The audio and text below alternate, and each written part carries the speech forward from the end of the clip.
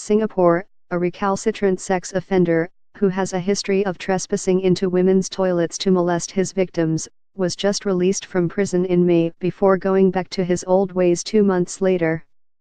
Stall assistant Razali Abdullah, 32, was sentenced to 10 years preventive detention with 3 strokes of the cane on Friday, December 15. On November 24, he pleaded guilty to criminal trespass and outraging a woman's modesty.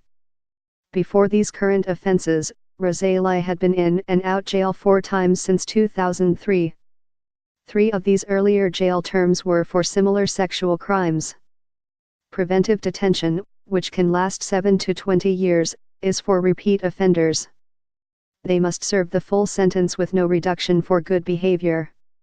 Razali went to Community and Lifestyle Center our Tampines hub on July 14 to look for girls, the court heard. He spotted a 47-year-old woman entering a toilet on the 4th story at around 9 a.m. and decided to follow her. Deputy Public Prosecutor James Chu said, the accused entered the female toilet about 2 minutes later, intending to have sex with the victim, whether or not she consented, as the victim was the type of girl he liked. The woman, who worked at our Tampines hub, was stepping out of a cubicle when Razali pounced on her. He covered her mouth with one hand and held the back of her head with the other to restrain her. The struggling woman later managed to break free. She ran towards the toilet door, opened it and shouted at her colleague for help when she saw the man standing outside. But Razali caught up with his victim and dragged her back inside.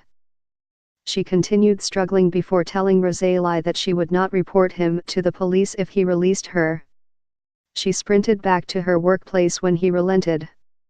The woman's colleague stopped Razali as he was walking out of the toilet and took him to the security office. The police were alerted and officers arrested Razali. The woman went to Changi General Hospital later that day. She was found to be suffering from injuries including an abrasion on her forehead and a bruise on her arm. Before handing out the sentence on Friday, District Judge Jasvinder Kaur said, "This sort of offense is every female's worst nightmare. He presents a significant danger to women and his liberty must be taken away for a substantial period."